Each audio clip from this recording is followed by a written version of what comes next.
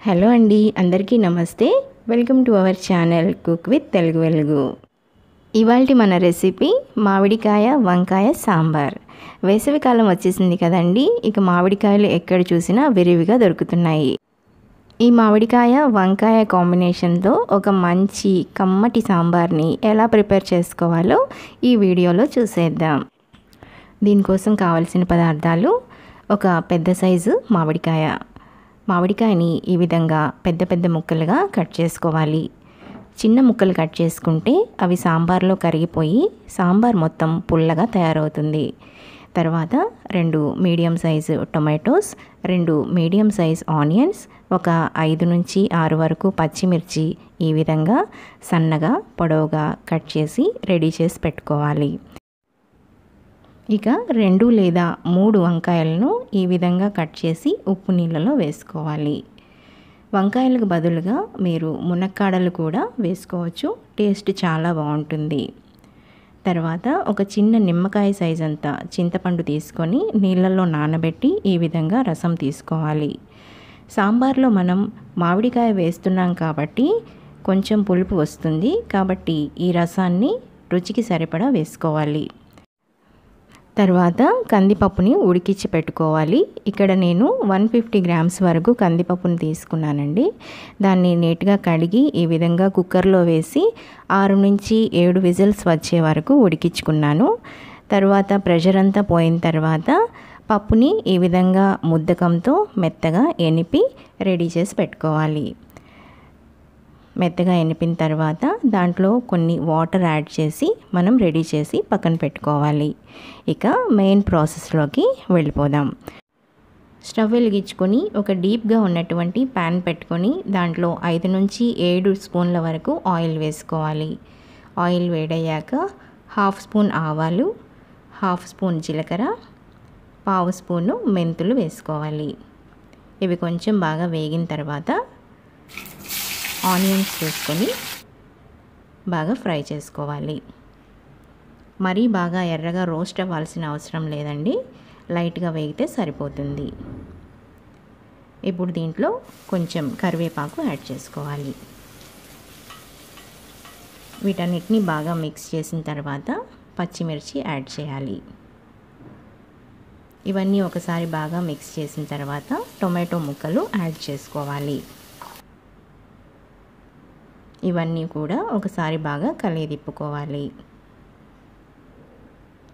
తర్వాత 1 spoon salt, కొంచెం పసుపు యాడ్ చేయాలి. ఇవి రెండు బాగా మిక్స్ అయ్యే విధంగా కలుపుకోవాలి. ఇప్పుడు కట్ చేసి పెట్టుకున్నటువంటి వంకాయ ముక్కలు యాడ్ చేసుకోవాలి. వంకాయలు యాడ్ చేసిన తర్వాత ఒకసారి బాగా మిక్స్ చేసుకోవాలి. మామిడికాయ వంకాయ సాంబార్ లాగానే మామిడికాయ మునక్కాయ సాంబార్ కూడా చేస్తారండి, అది కూడా చాలా బాగుంటుంది. మీరు కావాలంటే ఇదే ప్రొసీజర్లో మునక్కాయ వేసి ట్రై చేయండి. ఇప్పుడు 1 స్పూన్ కారం పొడిని యాడ్ చేసుకోవాలి. ఇది మీ రుచికి సరిపడా యాడ్ చేసుకుంటే సరిపోతుంది. ఇది ఆయిల్లో కొంచెం ఫ్రై అయ్యి పచ్చివాసన పోయే వరకు ఉంచి చింతపండు రసాన్ని యాడ్ చేసుకోవాలి. చింతపండు రసం యాడ్ చేసిన తర్వాత దీన్ని కొంచెం లైట్గా మిక్స్ చేసి 2-3 నిమిషాల పాటు మూత పెట్టి ఉడికించుకోవాలి. వంకాయలు చాలా తేలిగ్గా ఉడికిపోతాయండి.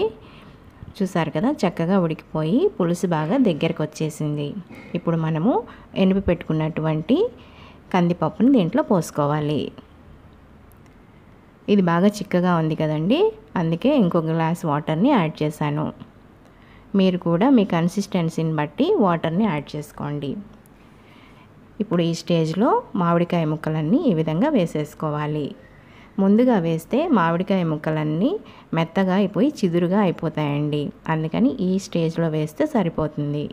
ఇప్పుడు 1 స్పూన్ ధనియాల పొడి, 1 స్పూన్ సాంబార్ పొడి వేసుకోవాలి. ఇవి రెండు బాగా మిక్స్ అయ్యే విధంగా కలియదిప్పుకోవాలి. మామిడికాయ కూడా చాలా తొందరగా ఉడికిపోతుందండి, ఎక్కువ టైం తీసుకోదు.